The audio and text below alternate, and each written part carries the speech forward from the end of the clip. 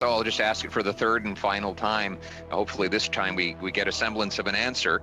The government still refuses to release the names of the companies that have received public money and how much. We know this is exactly how we ended up with the WE scandal. We know this is exactly how we ended up with the Frank Baylis scandal. So just a simple yes or no question. Well, first we have NDP MP Julian going on against questioning Chrystia Freeland, the finance minister. Then we have Pierre Poilievre, and they both go pretty, they're hard questions, and she gives it right back. Check it out. Julian, followed by Mr. Poilievre. Mr. Julian, 6 minutes. Thank you, Mr. Chair, and thank you, Mr. Freeland, for being here today. We hope you and your loved ones are safe and healthy during this pandemic. Canadians are really struggling. A lot of them are struggling to keep a roof over their head, and a lot of them just trying to keep their small businesses going.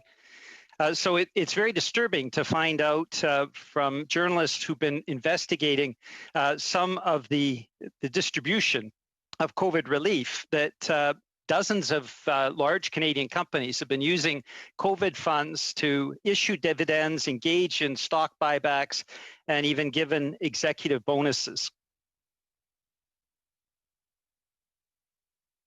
Madam Minister, in these practices, and yep, we lost you there for Peter, right where you said executive bonuses. We lost you there. If you could back up to that point.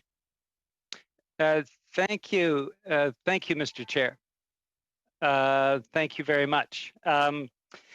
So executive bonuses, and my question is very simple. How many companies have engaged in these practices, and what is the total amount of what they have received? Madam Minister. Thank you very much for the question, and I do want to thank the member opposite for his advocacy for Canadian working families and for Canadian workers. I know that it is a very sincere concern. Let me say a couple of things about the wage subsidy. The wage subsidy can, by very clear and specific design, only be used to pay employees. That money cannot be used for any other purpose. That's something that it's very important for Canadians to know, and that's something that the government needs to be and is very, very careful about. The design of the wage subsidy was to encourage as many companies as possible to keep as many Canadians on the payroll.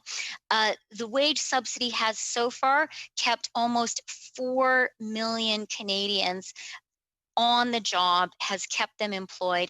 I think that that is very, very important. Thank you, Minister. Go ahead. Minister, other countries have understood that you can't have companies taking COVID funds, engaging in issuing dividends, stock buybacks, executive bonuses. In fact, other countries are taking action against this. Now, a number of journalists have been attempting to get information from this government about where the COVID funds have gone, and over $80 billion as yet has not been those funds have not been transparently provided for us, so that the journalists who are asking questions, like CBC, like newspapers, are not getting the answers. So my question is, what are you going to do about these practices that clearly contravene what Canadians would see as an appropriate use of COVID funds? And why is the government stonewalling on getting this information to the Canadian public? Madam Minister. Thank you again very much for the question. As the member opposite knows, in designing these COVID programs, we had to balance, and we continue to have to balance, the need to get the money out there, to get the support out there, to keep as many people as possible in their jobs, which is our first and clear priority, with the need for compliance, the need for audits, the need for rules. We're always trying to strike that balance, and I believe with the wage subsidy we've done that. And I do want to emphasize for the member opposite, but also for any companies who are listening, that the wage subsidy must be used to pay workers. That is very, very clear, and we expect companies to comply with that. Back to you, Mr. Julian. Mr. Julian, we lost you. Okay, what we will do, there's 2 minutes left in Mr. Julian's time. We'll come back to him later. Mr. Poilievre, you're on for 5. When will interest rates rise? As the member knows, I have neither a crystal ball nor am I the governor of the Bank of Canada. Exactly. So the minister has no control over when they rise and can't guarantee they'll be low for long. That's why she's claimed that she's locking in our debt for the long run, kind of like a homeowner who takes on a long-term mortgage rather than a variable rate. So she can tell us then what share of the new debt the government has added since March is locked in for more than 4 years. Madam Minister. We were clear in the fall economic statement and in our printed documents that 10-year and longer bonds make up 50% of the issuance in 2019-2020, and they're planned to make up 29% of the issuance in 2020-2021. Mr. Poilievre.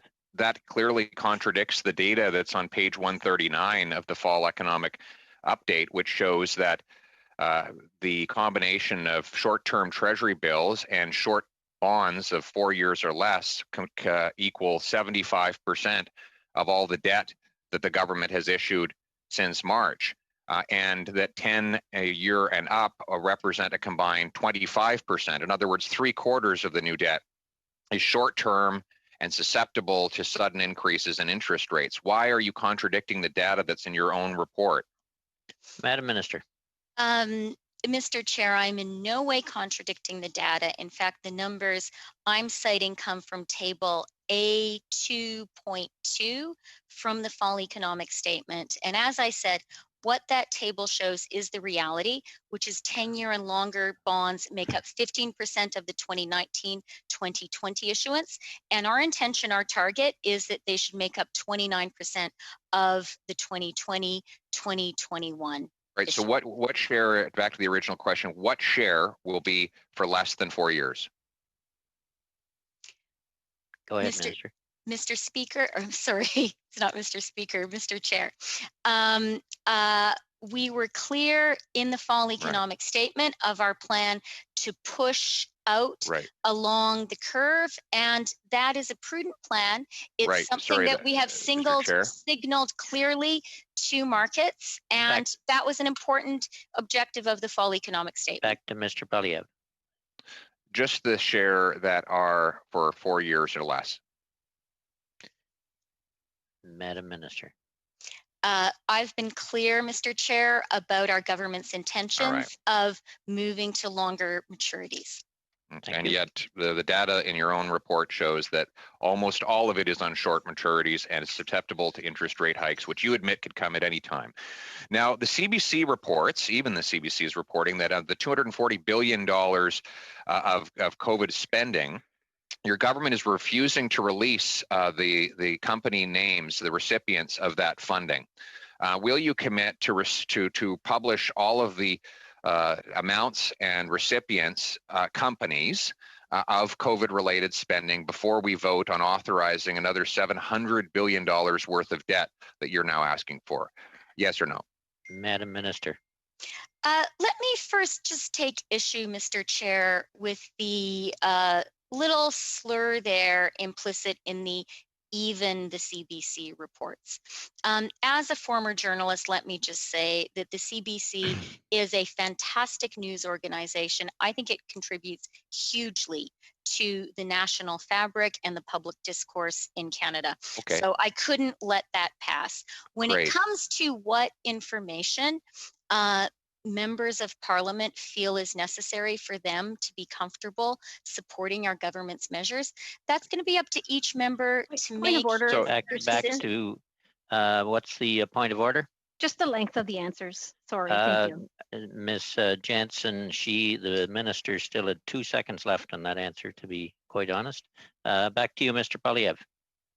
So if the minister believes the CBC, is the CBC right to say that her government won't release the numbers and the recipients of the COVID spending data?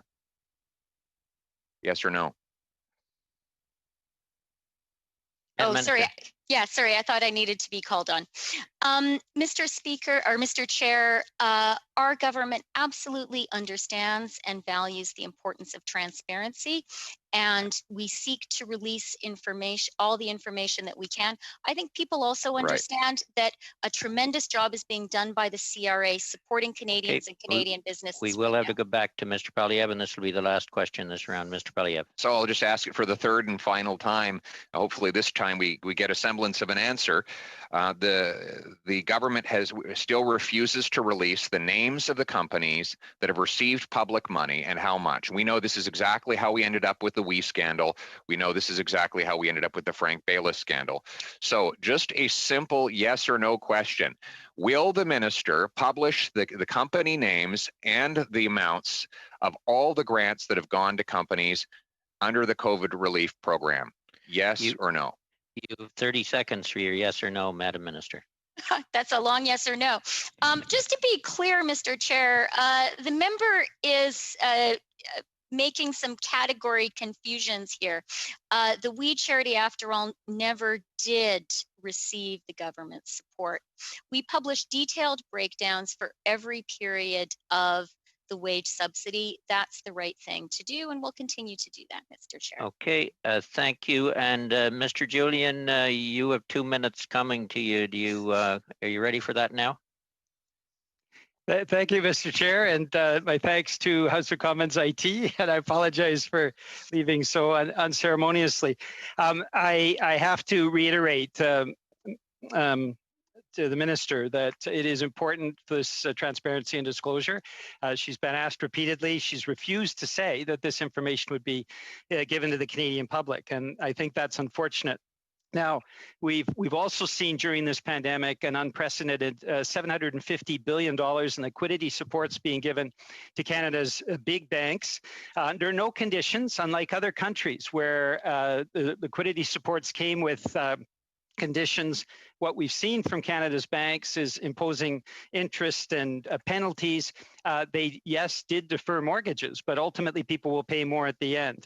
And so the question is very simple. When you see Canada's big banks reaping $29 billion in profits so far in this pandemic, why is this government not imposing conditions so that all of the supports that they've gotten from the federal government and federal government institutions also lead to people being supported in communities like mine and others right across the country?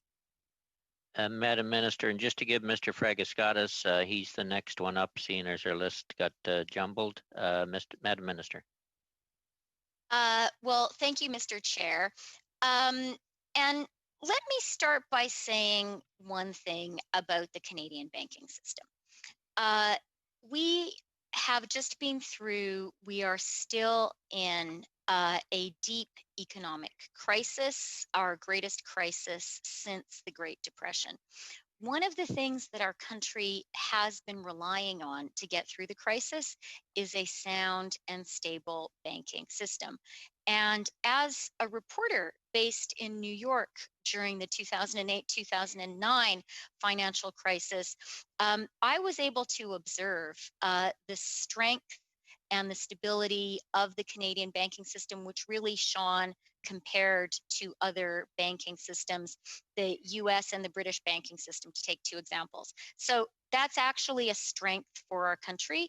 Having said that, I do agree with the member from the NDP that it is really important, particularly given the uneven impact of this financial crisis. It has hit the most vulnerable the hardest. It is really important that everyone pay their fair share.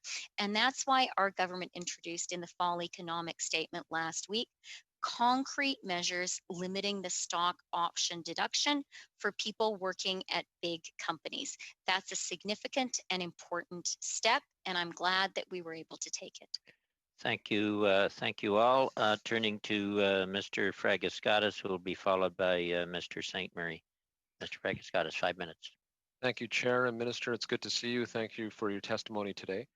I wanted to put the following to you. As you very well know, there are particular sectors of the Canadian economy that have been more hard hit than others. So when I talk to London restaurant owners, hotel owners, those whose business relies on tourism, they are first of all very happy to have received wage subsidy support, rent support, the CEBA, those programs are sustaining those businesses right now. But one of the questions that I also get is how long will those supports be available? Because we could see a situation where uh, the pandemic is addressed. We know that vaccines are on the way and that there is a silver lining here, but these businesses will be the last to come back. And so what do you say to those business owners that are wondering about how long programs will continue?